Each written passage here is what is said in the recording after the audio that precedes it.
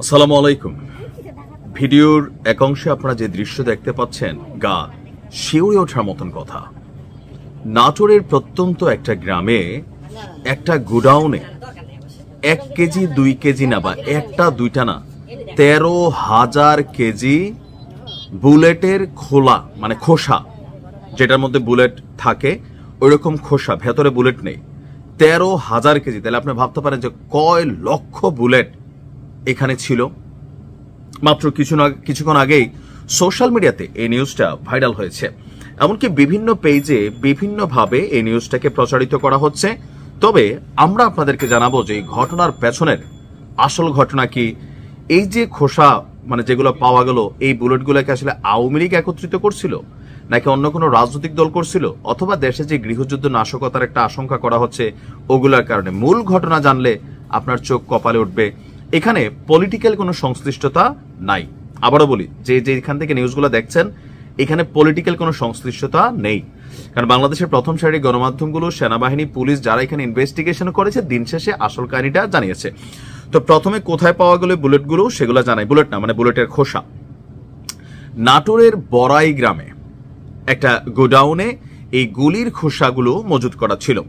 তো স্বাভাবিকভাবে জনমনে তো একটা ভীতি তৈরি হয়েছে। আজকে বিকেলে উপজেলার আহমেদপুর বাজারে যে গোডাউন, সেই গোডাউনে এই খোসাগুলোকে আপনার অস্তিত্ব পাওয়া যায়।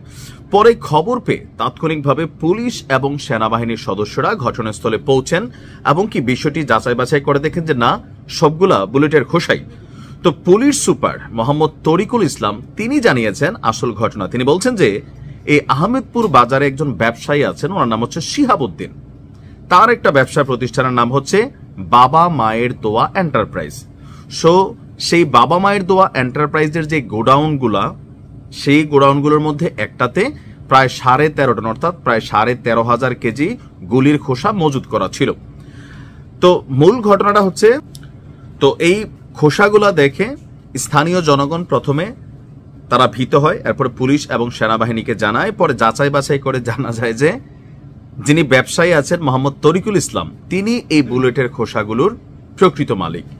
তো তিনি আসলে কেন এত হাজার টন, মানে এত টন বুলেটের খোসা একত্রিত করলেন, উদ্দেশ্য কি, এ নিয়ে যখন প্রশ্ন, তখন তার কাছ থেকে জানা যায় যিনি ব্যবসায়ী শিহাবউদ্দিন আছেন, তিনি বলছেন এইগুলা যে খোসাগুলো আছে এগুলা তার কাছে বৈধভাবে কিনা। তাহলে বৈধভাবে কিনা তিনি এত হাজার বুলেট কোথায় কি দিলেন? তিনি আসলে বুলেট কিনেন নাই, কিনছেন শুধুমাত্র খোসা। তাহলে ভেতর থেকে বুলেট কই? এবার আসেন মূল ঘটনা। ব্যবসায়ী শিহাবউদ্দিনের বক্তব্য, রাজেন্দ্রপুর সেনানিবাস থেকে তিনি এই গুলির খোসাগুলা ক্রয় করেছেন। কিভাবে ক্রয় করলেন?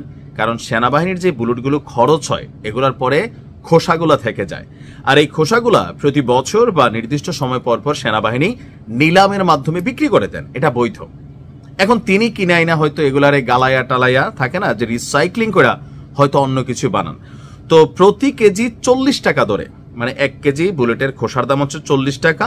সেনাবাহিনী রাজেন্দ্রপুর সেনানিবাস থেকে নিলামের মাধ্যমে প্রতি কেজি 40 টাকা দরে তিনি এই 13.5 টন গুলির খোসা কিনে মজুত করেছেন। আর এগুলা পরবর্তী সময়ে তিনি অন্য কাজে ব্যবহার করেন। এগুলোর ভিতরে কিন্তু বুলেট নাই। বাট এই নিউজটা ফুলাইয়া ফাপাইয়া কেউ বলতেছেন যে বিএনপির নেতাকর্মীরা নির্বাচনকে মানে চাপাচুপির জন্য বুলেট রেডি করতেছে, কেউ বলতেছে আওয়ামী লীগ বাংলাদেশে একটা অশনি সংকেত তৈরি করে ফেলবে, যে কোনো সময় গৃহযুদ্ধ, বুলেটের খোসা গেছে কই। এই ছিল মূল ঘটনা। অনেকে এটা নিয়ে অনেক পোস্ট করে ফেলছেন। আবারও বলি, যে কোনো ঘটনা দেখার পরে এটার সত্যতা জানার জন্য একটু অপেক্ষা করবেন। নিশ্চয়ই জানতে পেরেছেন। ভালো থাকুন।